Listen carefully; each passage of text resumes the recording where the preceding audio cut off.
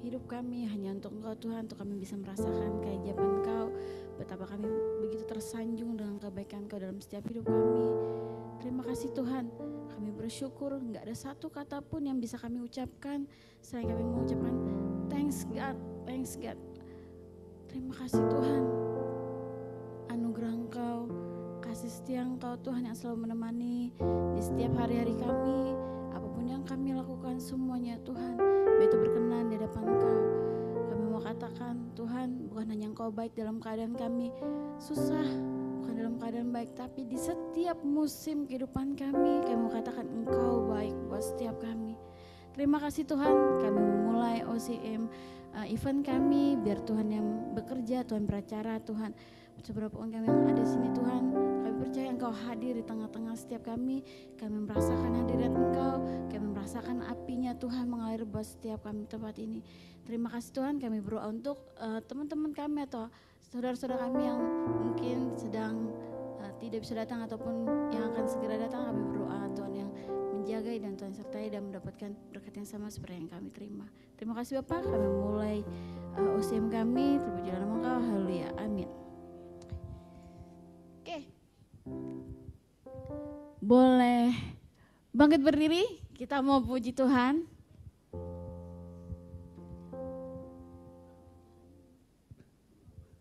Oke. Kita mau nyanyi lagu, tahu lagu Tuhan Yesus baik? Apa benar Tuhan Yesus baik? Amin. Oke, Tuhan Yesus baik buat kita semua.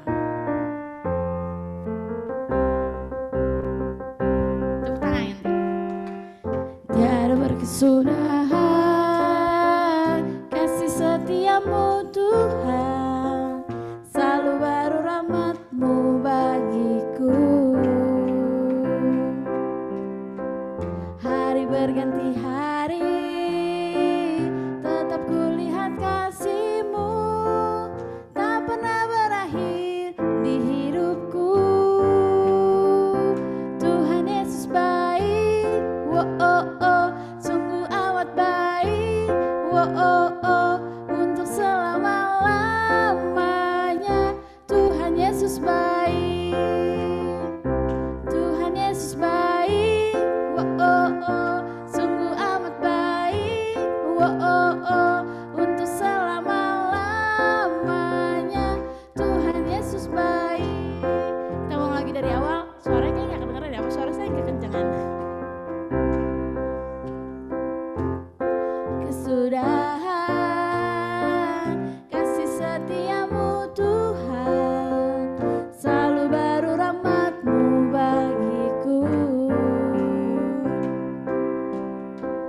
Hari berganti hari, tetap kulihat kasih-Mu, tak pernah berakhir di hidupku. Katakan Tuhan Yesus baik.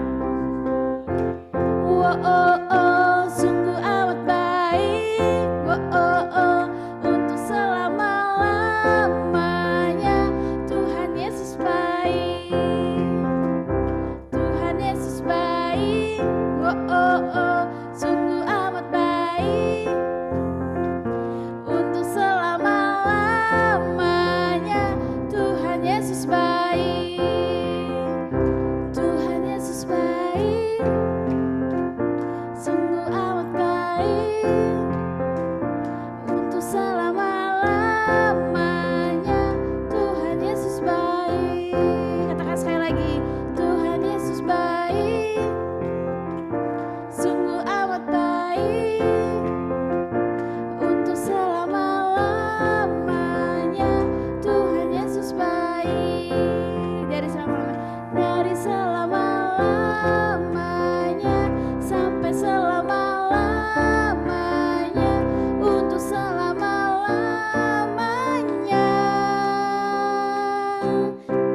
Tuhan Yesus baik. Oke.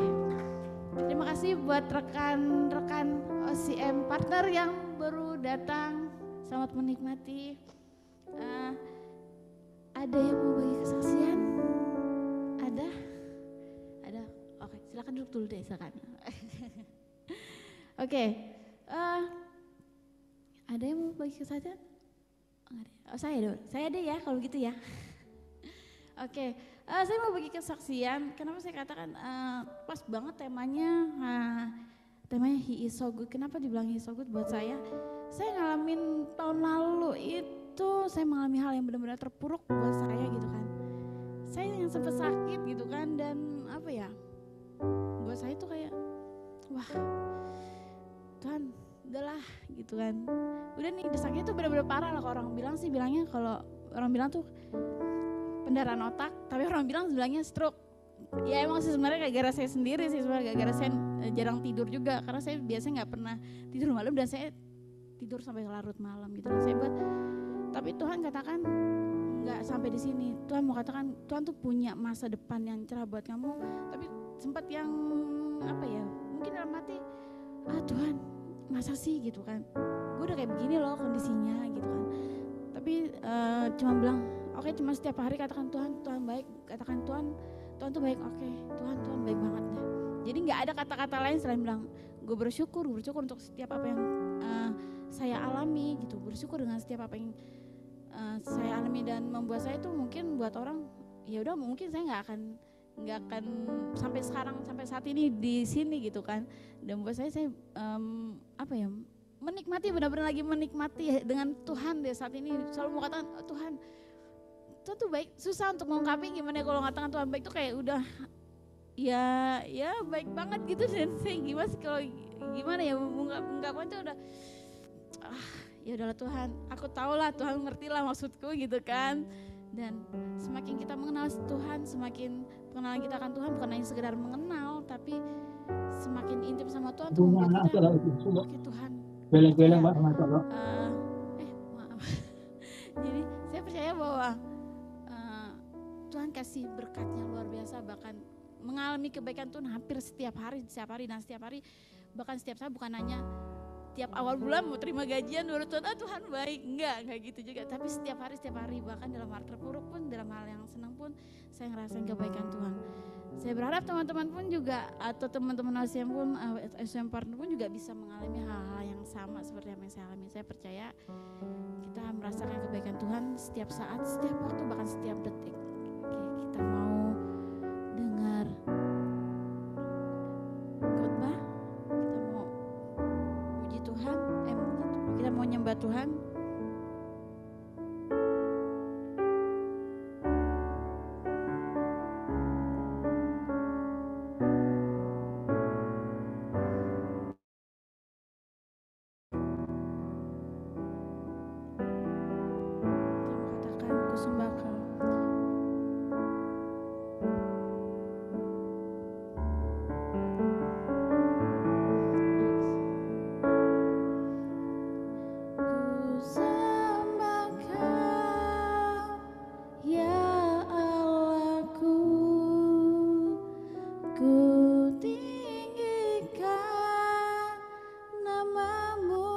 Selalu tiada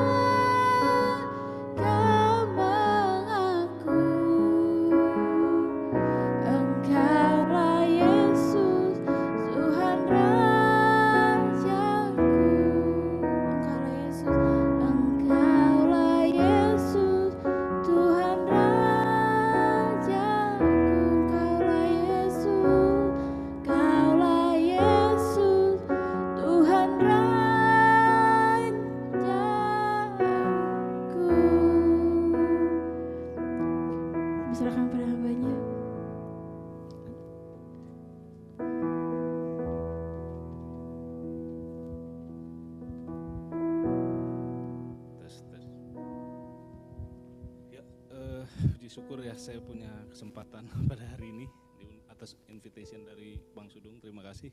Sebelum kita merenungkan firman Tuhan dan mendengarkan mungkin sebagian dari yang bisa saya saksikan dari kehidupan saya, mari kita bersama-sama bersatu dalam doa. Puji syukur kami panjatkan kehadirat-Mu ya Bapa di sorga, karena Engkau telah memberikan kami waktu pada hari ini untuk dapat saling bersekutu ya Tuhan di dalam OCM pada hari ini ya Bapa.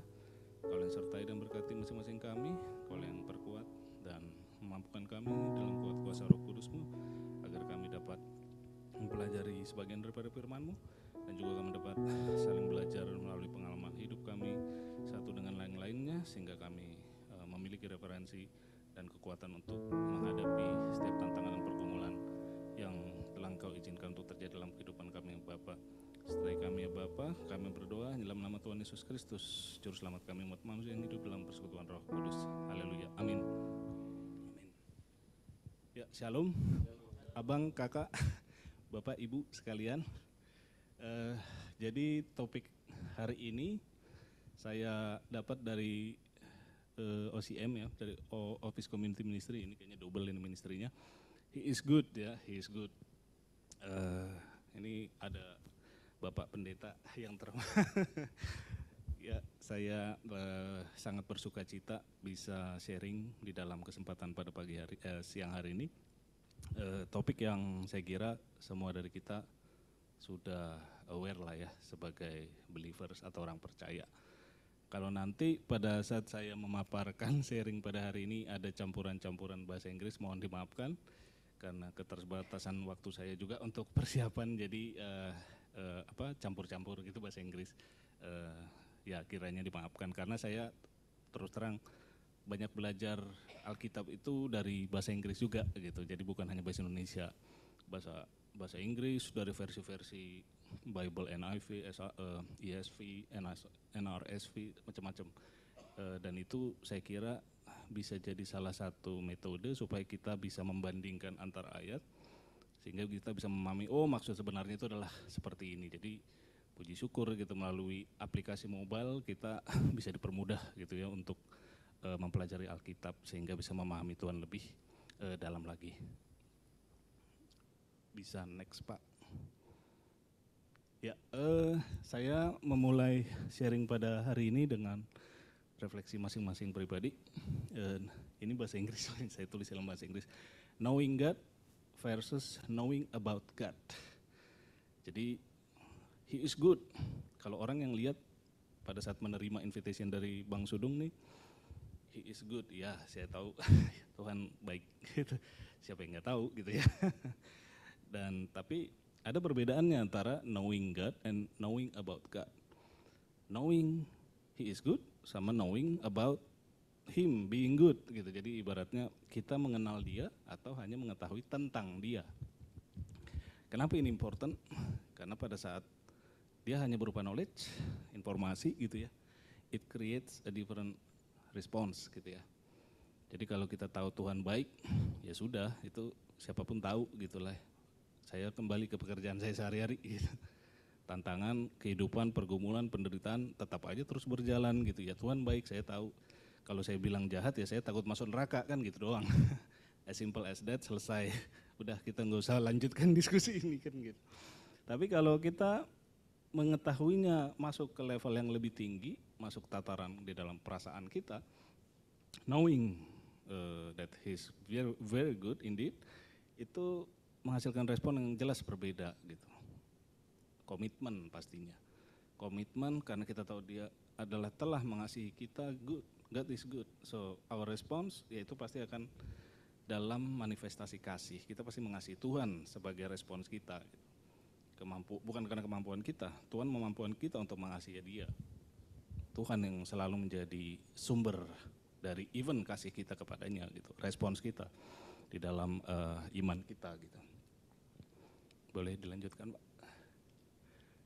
Nah, kalau ingat God is good, He is good.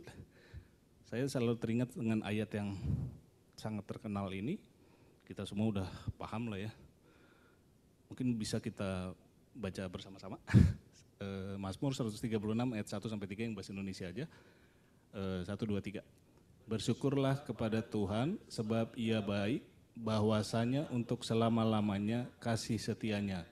Bersyukurlah kepada Allah segala Allah, bahwasanya untuk selama-lamanya kasih setianya. Bersyukurlah kepada Tuhan segala Tuhan, bahwasanya untuk selama-lamanya kasih setianya. Ya, ini ayat yang paling terkenal lah ya, saya kira hampir semua kita tahu lah ya, di lagu-lagu gitu ya. sebab ia baik, yang gitu lah. Saya nggak terlalu jago nyanyi, mohon maaf. Ya, ini versi bahasa Inggrisnya sama lah ya. Boleh dilanjut Pak. Nah, tapi ada juga ayat-ayat lain gitu kan. Seperti yang saya kutip di sini gitu. Ini bersumber dari diskusi saya dengan salah seorang teman. Ini gimana ini, Tuhan sangat sadis. Waduh, ngeri juga nih ada Tuhan sangat sadis. Saya pikir saya waktu itu protes juga sama teman saya. Maksud lu apa Tuhan sangat sadis gitu kan. Kalau saya baca di sini, ini bukan untuk membuat takut atau apa, tapi inilah firman Tuhan gitu. Apabila anak perempuan seorang, saya bacakan di sini Muhammad 21 ayat 9 dari terjemahan baru, belum TB2 ya. Apabila anak perempuan seorang imam membiarkan kehormatannya dilanggar dengan bersundal, maka ia melanggar kekudusan ayahnya dan ia harus dibakar dengan api. Nah, teman saya yang saat ini sedang giat-giatnya belajar Alkitab, wah ini Tuhan ini bisa sesadis ini ya, maha sadis gitu. Akhirnya menimbulkan pertanyaan, beneran nih God is good? Dibakar dengan api loh, sadis banget. Lebih anak aja nggak tega gitu. Nah ini dibakar gitu. Dikasih api aja kita ini udah teriak, gimana dibakar ya. Boleh dilanjut Pak. Contoh lainnya yang saya peroleh dari sama Levitikus dari Imamat. Saya bacakan di sini Imamat 24 ayat 23. Demikianlah Musa menyampaikan firman itu kepada orang Israel. Lalu dibawalah orang yang mengutuk itu keluar perkemahan dan dilontarilah dia dengan batu. Maka orang Israel melakukan seperti yang diperintahkan Tuhan kepada Musa. Jadi ini hal yang dikoman sama Tuhan gitu ya, di stone dilempari gitu. Ya dibunuh lah ibaratnya gitu kan, dilempari di stone sampai mati gitu. Nah, ini juga menimbulkan pertanyaan, sadis bener. God is good. Nah, kalau kita sekedar meyakini secara informasi, ya God is good, pada saat bahas ini pasti kita terjadi dilema gitu. Karena kita takut masuk neraka, kita nggak akan merenungkan ini. Mendingan kita pura-pura nggak tahu deh. Kita kubur aja dalam lumpur atau dalam pasir gitu, kepala kita pura-pura nggak tahu. Padahal sebetulnya pasti ada penjelasannya gitu. Pasti ada penjelasannya kenapa Tuhan sampai seperti ini gitu kan. Gak mungkin Tuhan gak tahu gitu. Kecuali dan malah efek buruknya apa kalau kita gak meyakini atau pura-pura mengubur diri dalam pasir. Ujung-ujungnya gak percaya. Wah ini hanya dongeng-dongeng dari zaman Sumeria. Wah, ini orang-orang nanti ujung-ujungnya jadi ateis gitu. Orang-orang ateis kan kalau dia menggali sumber-sumber Alkitab, wah itu nyampur-nyampur itu sama dongeng Sumeria. Akhirnya firman Tuhan dianggap rendah, tidak dipandang sebagai sumber dan ultimate authority untuk kehidupan orang percaya gitu. Akhirnya kita mencari pengalaman-pengalaman estetik, sesuatu yang bikin happy. Pokoknya Tuhan baik, saya mau dosa apa aja Tuhan baik. Nah itu yang salah satu yang bisa jadi respons yang salah gitu apabila kita tidak mengenal Tuhan secara fundamental atau secara benar gitu kan. Nah boleh dilanjut Pak.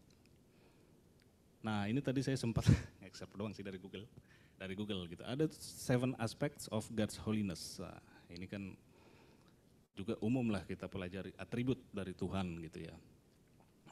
Terkait sama kekudusannya. Kalau saya punya apa lain lah istilahnya, paradigma lain, tapi sama-sama gitu. The only God, exalted in awesome majesty, perfectly good, most sacred, absolutely pure, righteous and just. Nah yang nomor 6 ini righteous and just, most sacred. Itu juga attribute of God gitu. Simpelnya mungkin goodness, righteousness, holiness, ada 3 gitu. Jadi pada saat Tuhan itu sendiri good, tapi at the same time He is just, He is righteous, He is holy. Dan His holiness menuntut upah atau hukuman atas dosa. Itu yang udah selama ini kita pelajari gitu. Tapi kenapa dilakukan juga gitu kan, wah kenapa berbeda nih antara perjanjian lama sama perjanjian baru.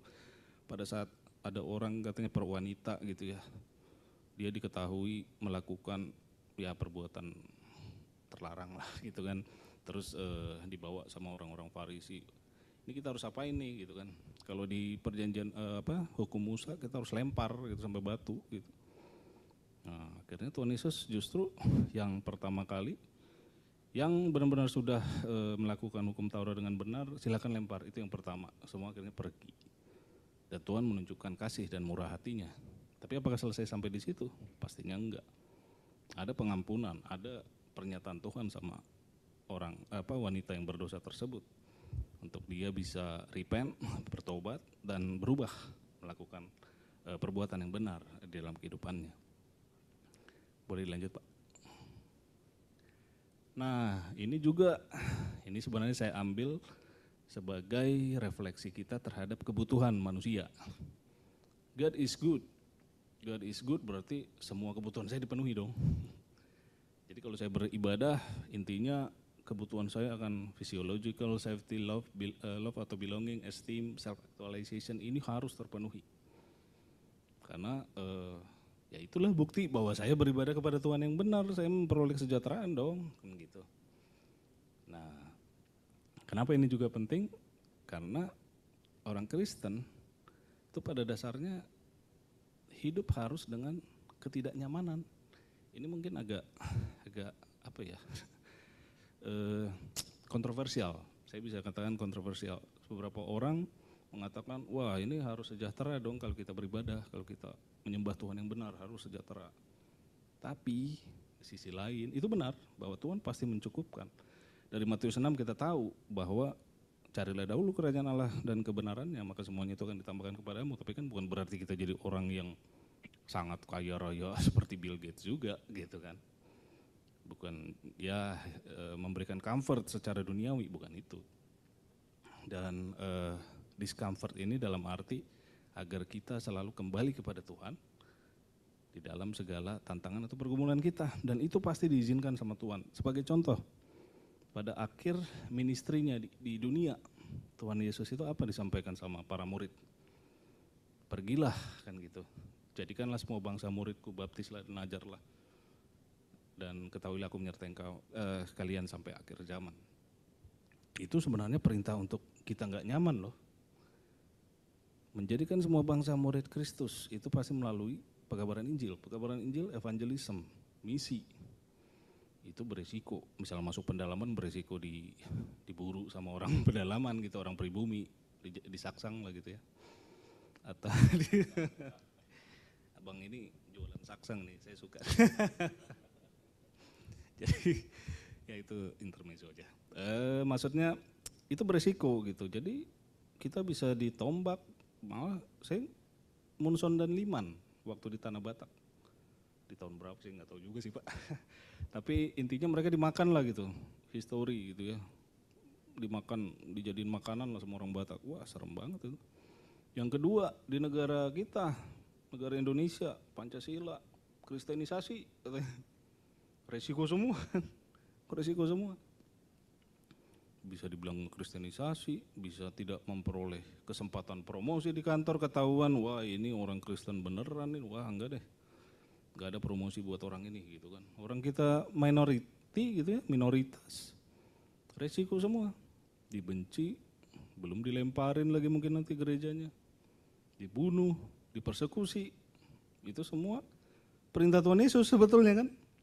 Jadi kalau saya mau memaknai Alkitab, pergilah jadikanlah semua bangsa muridku, ambil resiko, siap untuk hidup tidak nyaman, supaya kamu lebih bergantung kepada saya, ketahuilah aku menyertai kamu sampai akhir zaman. Bukan nanti, wah saya kaya raya nih, wah udah selesai, kalau udah ada comfort zone di dalam iman, di dalam spiritual growth atau journey seseorang, perjalanan keimanan seseorang, itu dijamin dia nggak akan grow. Pasti tidak akan grow. Di mana-mana itu seperti suatu hukum alam gitu ya. Apa sih istilahnya itu? Aksioma. Aksioma. Jadi kalau kita berada di dalam zona nyaman, itu tidak akan pernah coexist sama progress atau growth di dalam kehidupan kita. Akan selalu ada ketidaknyamanan, tidak pergumulan, tantangan yang diizinkan supaya kita bisa selalu lebih rely on God, berharap kepada Tuhan, dan melihat bagaimana Tuhan bekerja sehingga kita semakin tumbuh di dalam iman. Dan ini proses yang siklusnya berlangsung terus-menerus sampai kita meninggal nanti, sampai kita semakin menyerupai Kristus. Ini juga demikian gitu, self actualization. Wah, ini orang-orang di kantor nih, direktur nih, presiden. Presiden kalau udah masuk, udah kita petakan kebutuhan yang dipenuhi sebagai seorang presiden, saya yakin presiden itu sudah memperoleh segalanya. Dihormati, wah, harta nggak ada masalah. Dihormati, sudah. Ngomong A, iya. Ngomong 1 tambah 1, 3, benar, kan gitu kan. Mau apa kayak dibilang, iya aja. Nggak pernah salah dia pokoknya. 2 tambah 2 berapa? 5, iya betul Pak. Itulah seorang presiden. Sehingga dia pada dasarnya sudah masuk zona nyaman. Makanya ada kecenderungan seorang presiden kalau dia mau step down, dia akan mencoba mempertahankan zona nyamannya tersebut. Apalagi kalau dia bukan orang percaya. Karena dia ingin supaya sukacitanya, anggaplah sukacita ya, happiness, itu sustainable, berlangsung terus menerus. Kalau enggak, mendingan mati. Kenapa mendingan mati saya bilang? Selesai jadi presiden, saya jadi direktur utama suatu perusahaan, saya harus menghadap jajaran direktorat jenderal mungkin gitu ya untuk menegosiasikan regulasi, sementara dulu semua menteri itu di bawah saya. Itu akan menimbulkan ketidaknyamanan, stres, ketidakpuasan atas diri kita. Itu yang ada hanya kesedihan, karena dia tidak memiliki jangkauan sampai kehidupan kekal. Kalau presiden bukan orang percaya gitu ya, orang Kristen dalam hal ini. Jadi kalau kita sudah masuk ke self actualization sekalipun, pada saat dia turun ketidaknyamanan, itu akan membawa dia kepada kesedihan dan ujung-ujung gak ada ambisi, gak ada lagi tantangan, mendingan mati. Buat apa saya hidup lagi kalau misalnya saya tidak bisa memperoleh lagi excitement seperti pada saat saya hidup dulu gitu. Nah, itu kecenderungan orang dunia gitu ya. Untuk itulah sebagai orang percaya saya yakin semua kita diberi tantangan gitu. Mau dari ekonomi, ketidaknyamanan. Tapi jangan nanti jadi bela diri juga, oh iya saya memperoleh ini ya karena kalau saya benar-benar ini, bisa jadi itu juga salah satu disiplin Tuhan. Karena kita juga masih entangled atau tidak terluput dari dosa. Meskipun kita sudah dilahirbarukan Tuhan, dari generasi diperbaharui, kita sudah diperbarui dalam roh, dalam hati, dalam kebenaran oleh firman Tuhan, tetap kita masih punya kecenderungan berdosa. Seperti yang Tuhan Yesus nyatakan ya di Yohanes, saya nggak tulis di sini, Yohanes berapa itu, di mana Tuhan Yesus membasuh kaki para murid. Di mana waktu itu Petrus ya basuh saya semua dong sampai kepala gini-gini gitu kan. Kalian sudah clean, tinggal sedikit gitu yang di bawah itu washing, jadi udah dibersihkan, kita udah dibersihkan. Tinggal sehari-hari kita tetap melakukan suatu mistakes atau hamartia. Hamartia itu kemelesetan, istilah Aram ya Pak, dari dosa gitu, istilah meleset gitu. Jadi kita tetap disanctify atau dikuduskan dari waktu ke waktu. Melalui apa? Melalui proses yang menyakitkan atau yang penuh challenge gitu, bukan lewat sesuatu yang nyaman. Jadi good, he is good, iya, karena kita melihatnya dalam jangka waktu yang lebih panjang. Kita melihatnya dalam waktu kekekalan. Gimana kita memahami misalnya tadi, ini sudut pandang saya, boleh Bapak Ibu atau Abang Kakak percaya atau enggak. Bagaimana kita memandang Tuhan itu baik pada saat dia membiarkan seorang anak dibakar, wah, dibunuh, di stone gitu. Bagaimana kita memahaminya gitu. Pertama itu kontekstual dalam masa tertentu. Tahun rahmat Tuhan pada saat itu belum datang seperti yang Kristus nyatakan. Setelah diprofesize, dinubuatkan Tuhan Yesus, Allah ya Tuhan Yesus pasti di dalam kitab Yesaya, kemudian dinyatakan pada saat Tuhan Yesus sedang berkhotbah di depan para umat Yahudi pada saat itu, tahun rahmat Tuhan sudah datang gitu. Jadi sebelumnya ya ada utang dosa gitu. Jadi Tuhan itu sedang menggembleng, sedang mempersiapkan jalan, sedang memastikan nubuatnya itu terjadi gitu. Sampai di masa Kristus, Tuhan sudah melihat masa depan itu seperti suatu kenyataan yang kita lihat saat ini gitu. Itulah kuasa Tuhan gitu. Kita sebagai manusia nggak memiliki ability tersebut untuk melihat masa depan se-clear, seterang masa kini gitu. Kita nggak punya kapasitas tersebut. Yang bisa seperti itu siapa? Tuhan. Tuhan sudah melihat ujungnya terlebih dahulu sehingga Tuhan tahu apa yang harus dilakukan di sini. Dan supaya kita pahami juga bahwa Tuhan tidak sadis melakukannya, Tuhan sedih melakukan itu. Bukan berarti Tuhan lempar sama batu, bakar. Bukan berarti Tuhan melakukannya tanpa ada perasaan sedih gitu. Seperti dinyatakan juga di Perjanjian Lama, saya lupa ayatnya. Tapi Tuhan menyatakan, Tuhan tidak mengharapkan kebinasaan bagi orang-orang durjana lah gitu. Tapi mengharapkan pertobatan mereka gitu. Jadi Tuhan merasa sedih gitu pada saat harus menyatakan hal itu. Tapi kesedihannya tidak menutup holiness dan righteousness-nya. Sehingga semua berjalan menjadi satu. Jadi regardless of kesedihan Tuhan, kasih Tuhan yang sedemikian besar, tapi keadilannya tetap harus dinyatakan karena Tuhan bisa melihat masa depan lebih jelas daripada kita melihat even masa sekarang kita. Masa sekarang kita hanya tahu buat diri kita. Kalau Tuhan tahu segalanya, Tuhan tahu masa depan itu untuk semua pihak, semua manusia. Itu salah satu penjelasan. Bagaimana kita memandang itu sebagai sesuatu yang baik, penuh kasih, at the same time holiness, righteousness, justice-nya Tuhan tetap terakomodasi di dalam decision Tuhan tersebut, dalam decree Tuhan tersebut, ketetapan Tuhan tersebut. Boleh dilanjutkan Pak? Nah ini sekilas aja saya menjelaskan tentang pernyataan Tuhan, mungkin Bapak Ibu sudah tahu ya. Ini pernyataan umumnya melalui alam semesta, kuasa kekal, subjektivitas kita juga, itu pernyataan Tuhan. Hati nurani kita, pernyataan khusus tentunya melalui Yesus Kristus, Roh Kudus, menyatakan makna Alkitab, kebenaran, pengetahuan yang bersifat personal, serta kuasa yang menyelamatkan. Boleh lanjut Pak? Dan pada akhirnya kebaikan Tuhan itu yang paling utama, itu yang bisa saya rasakan, terus terang saya kira semua dari kita orang percaya pasti merasakannya, itu adalah karyanya ya, membuat kita akhirnya percaya kepadanya, kepada Kristus, kita bertobat, meninggalkan kebiasaan atau manusia lama kita sudah mati, ku telah mati dan tinggalkan cara hidupku yang lama gitu. Ada saving faith di sana, ada eternal life, hidup kekal, perubahan di hati. Perubahan di cara kita berpikir yang terbukti termanifestasi di dalam tingkah laku dan behavior kita. Kita memiliki awareness of sin. Dosa itu bukan hanya sekedar ya kita nyesal gitu kan. Kayak banyak orang misalnya ditangkap setelah maling ayam, dia ditangkap. Nyesel. Apakah itu pertobatan? Nah, itu another question. Itulah perbedaan antara seorang yang telah dibuat sebagai ciptaan baru dengan orang dunia.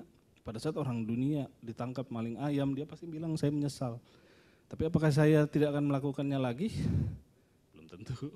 Kalau nanti someday dia rasa, oh ini udah gak ada orang lagi nih, dia lakukan lagi. Tapi kalau sebagai orang percaya, pemaknaan kita terhadap dosa, pertobatan itu berbeda. Kita gak mau mempermainkan Tuhan dengan ngaku-ngaku, ya saya bertobat. Kita takut, ada rasa takut akan Tuhan. Karena kita tahu konsekuensinya akan pedih. Seperti yang dia nyatakan sama kita melalui ketetapan yang perjanjian lama. Gitu. Tuhan menyatakan kebenciannya terhadap dosa, kejahatan. Kemudian self-denial, serving the Savior as the Lord. Ini kan dinyatakan Tuhan Yesus juga gitu ya. Siapa yang mau menjadi pengikutku harus deny themselves, take up their cross, dan follow me. Jadi self-denial, kita God glorifying, kita harus terus menghasilkan buah-buah yang memuliakan Tuhan, soli Deo Gloria, hanya untuk kemuliaan Tuhan. Characterized by a refusal to set any limits for Christ, ini even kematian. Bukan sekedar ya sampai sini saya mau, setelah itu enggak deh. Itu ntar saya bisa dilemparin batu sama orang, saya mati apa gitu. Wah, saya masih dibutuhkan anak saya. Enggak. Kalau itu udah panggilan Tuhan, even kematian, meninggalkan orang tua, meninggalkan anak sekalipun, istri sekalipun, pada saat Tuhan memerintahkan kehendaknya pada kita, lakukan. Tapi saya yakin gitu, Tuhan enggak akan ada anak istri udah terlantarin mereka, kamu pergi ke sini. Enggak mungkin seperti itu. pasti akan ada konflik of interest di sana, di mana Tuhan memampukan kita untuk meninggalkan anak sementara, tapi tetap Tuhan pelihara gitu. Meninggalkan anak sementara Tuhan pelihara.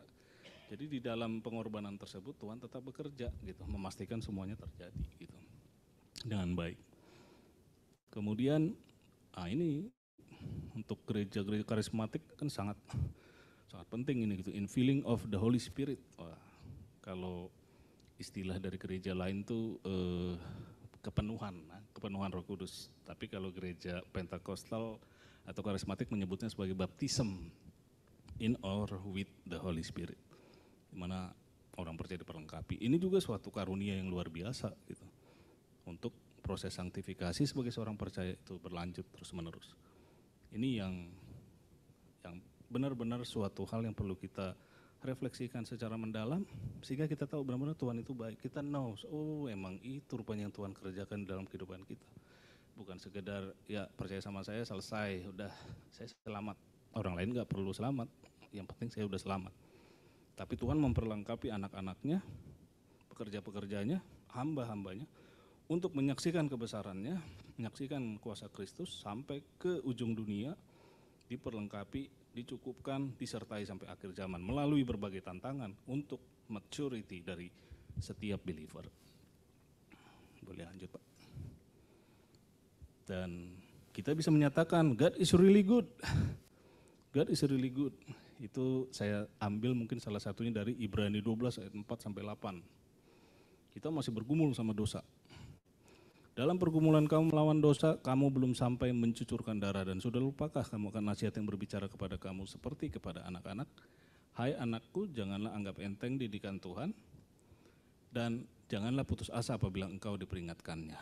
Karena Tuhan menghajar orang yang dikasihinya, dan ia menyesah orang yang diakuinya sebagai anak. Jika kamu harus menanggung ganjaran, Allah memperlakukan kamu seperti anak. Di manakah terdapat anak yang tidak dihajar oleh ayahnya? Tapi jikalau kamu bebas dari ganjaran yang harus diderita setiap orang, maka kamu bukanlah anak, tetapi anak-anak gampang. Nah, di saat setiap tantangan tersebut, pergumulan tersebut, penderitaan tersebut, kita tahu kita nggak akan lepas dari dosa. Tuhan menghajar kita, Tuhan mengajar kita seperti anaknya, dan kita bersuka cita. Akhirnya saya dihajar oleh Tuhan, itu menunjukkan saya bukan anak-anak gampang. Lah kalau nggak dihajar ya berarti saya anak-anak gampang dong. Saya dikasih maunya apa, berdosa tetap, dikasih mobil, dikasih apa, dosa jalan terus, itu sih bukan anak gitu ya. Jadi kita bisa menyatakan Tuhan itu baik, saya bersuka cita di dalam hubungan intimasi dan relasi saya dengan Tuhan. Salah satunya melalui hajaran Tuhan, ganjaran Tuhan. Sehingga kita bisa, wah saya ternyata masih dianggap anak, pas saya dosa saya diganjar. Wah, itu paradoks gitu ya. Ada orang yang pada saat disesah, dikasih ganjaran, dia malah merasa, mana Tuhan itu gitu. Tapi orang Kristen pada saat diganjar, ya mereka bersyukur, bersuka cita, despite the sufferings. Boleh lanjut Pak? Ya, ini saya izinkan saya menyaksikan sebagian lah kehidupan saya. Saya dulu tahun 98 ini lulus SMA gitu ya. Lulus SMA, kemudian saya itu hidup saya kacau lah ya, kacau. Despite academic achievement saya, wah hebat lah, bagus waktu itu. Saya independen karena saya hidup waktu itu orang tua di Jakarta gitu ya. Tapi kita minoritas sebagai seorang Kristen di sekolah. Saya nggak punya eagerness untuk belajar Alkitab, nggak ada. Saya nggak ada eagerness sama sekali. Masih hidup di dalam kegelapan. Bahkan komunitas Kristen, saya nggak mau join, ngabisin waktu saya pikir. Mendingan siang main-main, saya makan di mana gitu kan. Ya begitulah, masih zaman dulu. Boleh dilanjut Pak. Kemudian UMPTN 98. Saya hampir mati pernah di Kuta, di Pantai Kuta saya pernah hampir mati. Kemudian saya diselamatin orang, anak pantai waktu itu yang menyelamatkan saya, puji Tuhan. Dan di situ with a message ini dari teman saya yang sama-sama hampir tenggelam. Dia bilang, ini berarti kita punya tugas di bumi ini. Bener gitu. Saya kan waktu itu nggak pernah baca Alkitab, males waktu itu. ini bener gitu, bisa-bisanya aja nih saya pikir. Nah di kampus juga saya gitu, start kampus live, ada navigator, ikut sebentar ngilang. Di gereja juga gitu, sama lah gitu. Boleh lanjut Pak, agak lebih cepat aja. Terus saya fokus study oriented, wah karena study ini menunjukkan siapa yang paling hebat, kompetisi gitu kan. Developing self-effort and pride, self-reliance. Saya hanya mengandalkan diri saya. Jadi saya hidup tenggelam di dalam sekularisme. Skeptical kepada orang yang showing their passion tentang Tuhan, itu hidup saya pada saat itu. Saya dibawa ke Batam selama 3,5 bulan, saya cuma 1 kali hadir di kongregasi atau ibadah lah gitu, ibadah di sana 1 kali. Sekitar 3,5 bulan saya cabut lagi. Boleh lanjut Pak. Saya masuk di company ini, saya menikah tahun 2009 di Bandung. Salah satunya saya ketemu calon istri di tahun 2003. Sama, saya juga rare local church attendance, saya jarang sekali ke gereja. Makin develop sekularisme, self-effort, self-reliance sama kebanggaan saya akan prestasi. Wah, semua berbasis intelligence. Lanjut Pak, boleh Pak? Oh ini. Kemudian saya pindah lagi ke third company. Jadi saya pas pindah ke third company ini, company-nya bangkrut. Kemudian saya kerjaan di kantor itu buka-buka internet. Saya enjoy studying certain religion, jadi mempelajari agama lain supaya saya bisa kalahkan di debat. Jadi saya sebenarnya lahir dari apologetics. Suka argumen, kalau misalnya Bapak Ibu tahu Christian Prince gitu kan, wah saya kerjanya gitu sama temen dulu. Pada saat dia kalah saya menang. Saya berhasil kalahkan dia gitu kan. Kemudian saya juga tukang ngerokok dulu, ngerokok terus. Reaching the peak of my daily smoking, itu 2 bungkus 1 hari lah kalau nggak salah, 2 bungkus.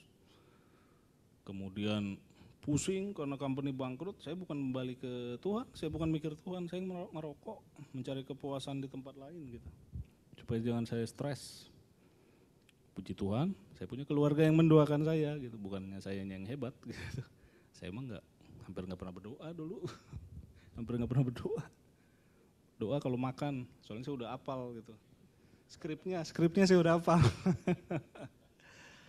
Aduh, parah. Kemudian 2012 sampai sekarang saya di-rescue. Saya bingung waktu itu, wah saya di-rescue ya. Rescue dari sinking ship, artinya dari perusahaan yang bangkrut gitu. Saya di telco sektor, saya di Excel Axiata, gedung sebelah, makanya saya datang terlambat. Terus, tapi saya tetap terpenjara di dalam secularism, self-reliance and sins. 2014 prestasi saya keren, wah keren lah pokoknya. Daripada pamer boleh dilanjut. Tapi intinya saya dulu berprestasi di kantor, bukannya sekarang enggak ya. Terus tahun 2015 saya waktu itu mendeklarasikan, saya pengen tahu sebenarnya Holy Spirit ini gimana sih gitu. Saya ngomong sama bapak saya gitu. Ini kayak pribadi ketiga ini bikin penasaran nih. Tapi kembali motivasi saya sebenarnya intelligence, pengakuan terhadap intelligence. Saya register membership in one of local churches, gereja setempat. Saya mengasosiasikan diri saya dengan God's people melalui kepanitiaan. Tapi saya quit smoking hanya karena sakit, bukan karena kesadaran. Karena sakit waktu itu paru-paru saya kena plurisi cairan, saya akhirnya bertobat. Bukan bertobat, maksudnya quit smoking gitu. Quit smoking doang, tapi setelah, nanti saya ceritakan. Tapi tetap tidak ada relasi dan intimasi dengan Tuhan. Gak ada, karena saya gak pernah berdoa juga gitu. Intinya semua masih ritualistik. Lanjut Pak, boleh Pak? Nah, Oktober 24, saya pernah ngomong sama istri saya, kok Tuhan itu gak pernah sih ngasih tunjuk pernah appearance-nya sama kita. Emangnya kita nggak mau lihat gitu kan? Kasih tahu dong sekali-sekali. Ya istilahnya gitulah. Bingung istri saya ngejawabnya gimana, diam aja dia. 2 hari kemudian saya mengalami kejadian yang luar biasa. Pada saat itu saya ngobrol sama orang yang istilahnya apa ya, ikut kebatinan lah, ikut ilmu kebatinan. Dia pengen menguji saya, yang saya ingat saya harus tengking dalam nama Yesus. Dalam nama Yesus, nyah gitu. saya pegang itu jimatnya gitu, atau benda pusakanya. Tiba-tiba dia melihat sesuatu lah, ada manifestasi tertentu yang dia lihat sangat kuat gitu, tidak bisa menyerang Bapak katanya. Sangat kuat manifestasi seperti suatu cahaya gitu. Wah, saya nggak ada sadar apa-apa itu, nggak sadar apa-apa itu. Nah, bertolak dari pengalaman itu saya suka cita sekali. Wah, meski saya nggak merasakan juga sih sebetulnya. Cuma saya dapat testimoni dari orang, orang ini melihat gitu, bener gitu. Tapi ini pros and cons ya.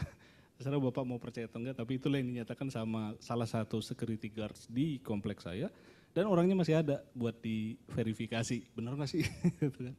Seperti orang yang waktu itu disembuhkan lahir buta, akhirnya diverifikasi sama orang Yahudi kan. Iya bener gini, nggak percaya juga. Kalau orang udah nggak percaya, udah nggak percaya ke sana kan.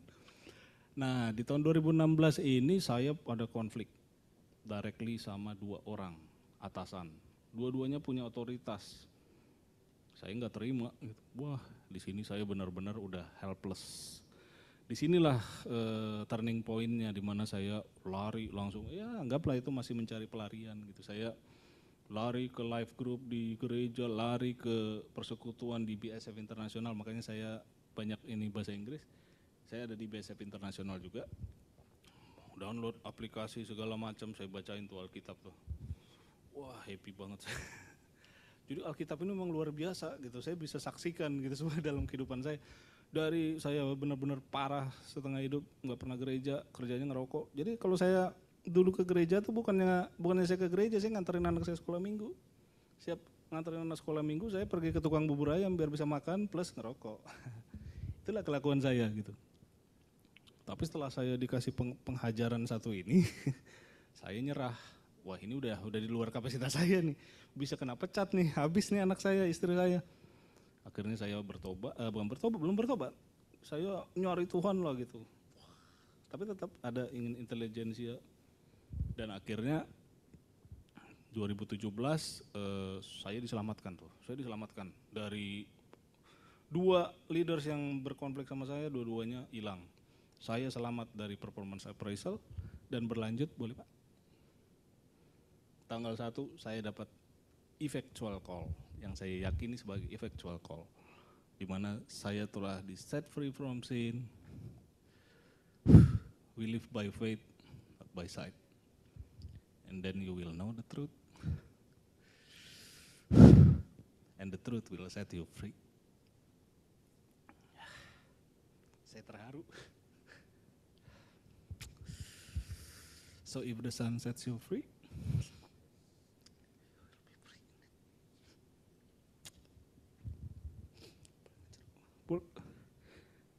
boleh lanjut Pak. Mohon maaf.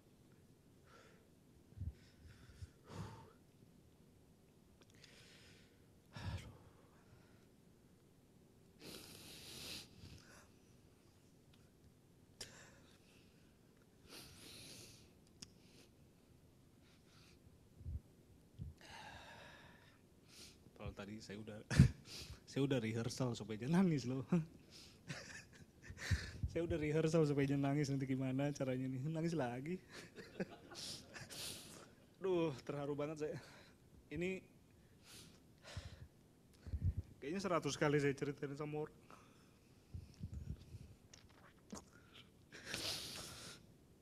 Saya kan terus menangis.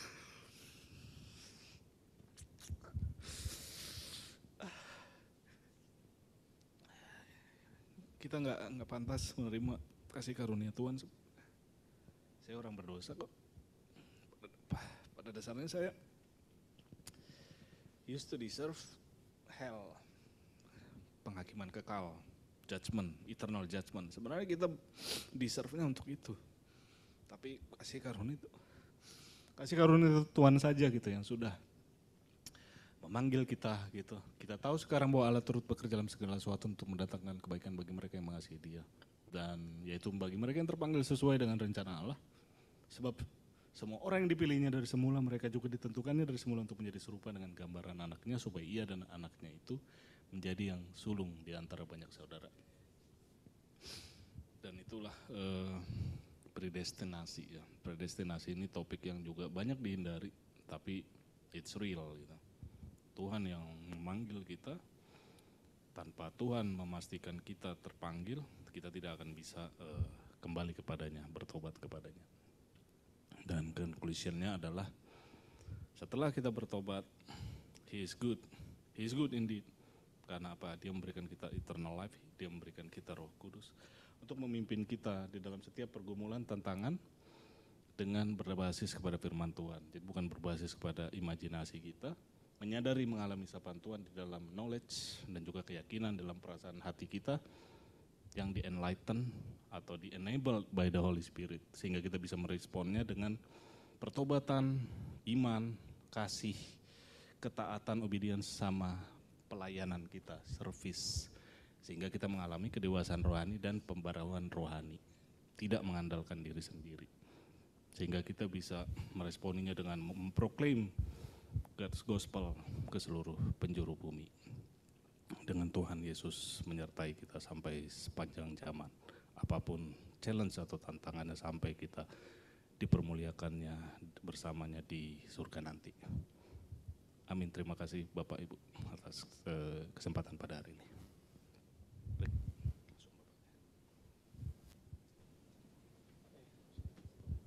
Ya, mari, terima kasih. Kita berikan tepukan dulu buat abang kita yang luar biasa, Bang James ya. Benar bahwa tadi yang disampaikan, kita tidak hanya mengenal Tuhan baik, tapi kita harus merasakan Tuhan itu benar-benar baik. Amin. Itu yang dialami oleh Bang James yang tadinya sangat logika, sangat pemikir, bahkan Kristennya hanya KTP tadi ya. Tapi ketika ngalamin Tuhan, ngalamin perjumpaan dengan Tuhan, itu mengubahkan segalanya. Saya nggak tahu apa yang sedang ada dalam pikiran kita hari ini. Ada banyak challenge dalam pikiran kita. Beberapa hari lalu saya nonton satu video tentang polyamory namanya ya. Lagi ngetrend sekarang ya, polyamory. Jadi orang tuh sebenarnya pengen free sex aja. Menikah tapi bisa berhubungan dengan siapa-siapa. Dan itu sedang kuat sekali, sedang masuk ke dunia kita, ke Indonesia hari ini. Jadi itu nggak apa-apa katanya. Asal sama-sama tahu, sama-sama terima katanya. Saya pas dengar saya bilang ini orang stres sebenarnya ngomong ini. Pusing dia nggak ketemu dengan Tuhan gitu ya. Tapi kalau kita ketemu dengan Tuhan, kita ngalami hal yang luar biasa ya. Amin. Yuk mari kita berdoa, kita datang pada Tuhan, kita mau tutup firman Tuhan hari ini. Bapak, kami bersyukur untuk hari ini kami boleh menyaksikan kesaksian firman Tuhan yang luar biasa dari hamba-Mu Tuhan, Bang James Tuhan. Terima kasih, Engkau mengejar dia Tuhan sampai kemanapun Tuhan. Bahkan Engkau berbicara, Engkau menunggu dengan sabar Tuhan. Sampai dia boleh balik kepada Engkau. Terima kasih Tuhan, terima kasih. Ada banyak orang di sekeliling kami Tuhan yang sama Tuhan. Engkau sedang menanti-nantikan mereka Tuhan. Supaya mereka tidak hilang dengan kedurjanaan mereka Tuhan. Tapi mereka boleh berbalik kepada jalan Tuhan. Kami mau merasakan kasih Tuhan lebih dan lebih lagi Tuhan. Kami mau katakan kami mau mengalami Tuhan yang baik. Bukan sekedar tahu Tuhan itu baik. Tapi kami mau setiap pribadi kami Tuhan mengalaminya, baik yang ada di tempat ini maupun yang ada di Zoom Tuhan. Kami boleh mengalami anugerah Tuhan yang berlimpah-limpah. Berkati hamba-Mu Tuhan, Bang James Tuhan dengan pekerjaannya, keluarganya, anak-anaknya semuanya. Kami katakan berkat Tuhan terus berlimpah. Berikan pengenalan Tuhan yang lebih dan lebih lagi Tuhan. Taruhkan terus Tuhan apa yang Kau tetapkan buat panggilan hidupnya Tuhan. Buat keputusannya Tuhan dalam hidupnya untuk mengalami Tuhan lebih dan lebih lagi. Terima kasih Bapak, terima kasih. Berkati juga setiap kami yang boleh mendengarkan firman Tuhan. Kami percaya bahwa firman Tuhan tidak pernah kembali dengan sia-sia. Firman Tuhan akan bertumbuh, berbuah lebat Tuhan dalam hidup kami. Terima kasih Bapa, di dalam nama Tuhan Yesus kami boleh berdoa dan mengucap syukur. Haleluya. Amin. Amin. Pengumuman silakan Bang Sudung. Shalom semuanya, puji Tuhan. Terima kasih udah hadir di OCM event hari ini. Terima kasih Bang James, luar biasa firman Tuhannya.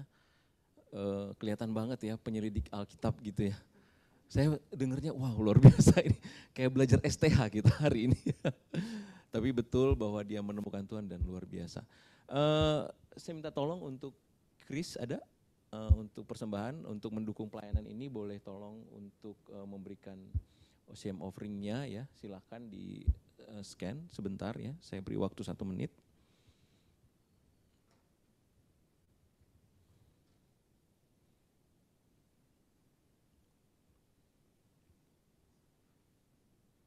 Ya kita mau mendukung pelayanan ini karena pelayanan ini pasti memberkati banyak orang.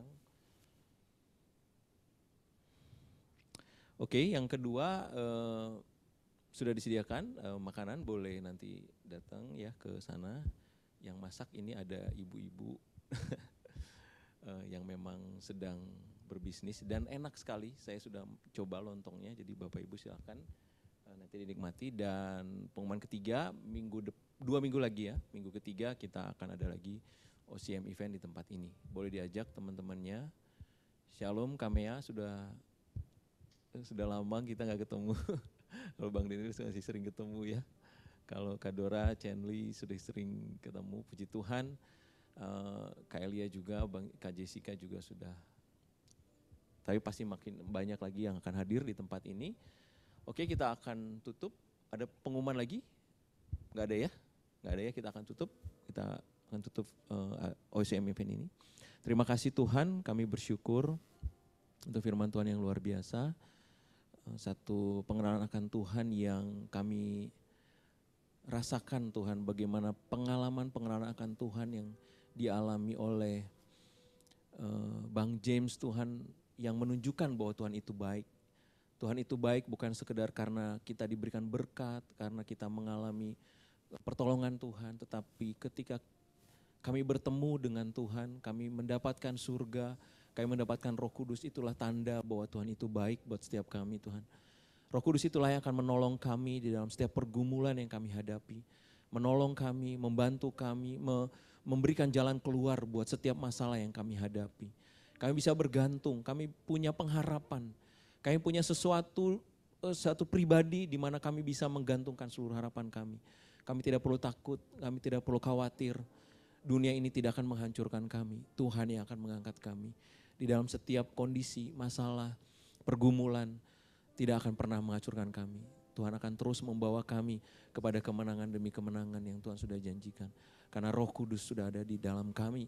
Yesus sudah mati buat kami 2000 tahun lalu untuk memastikan itu semua.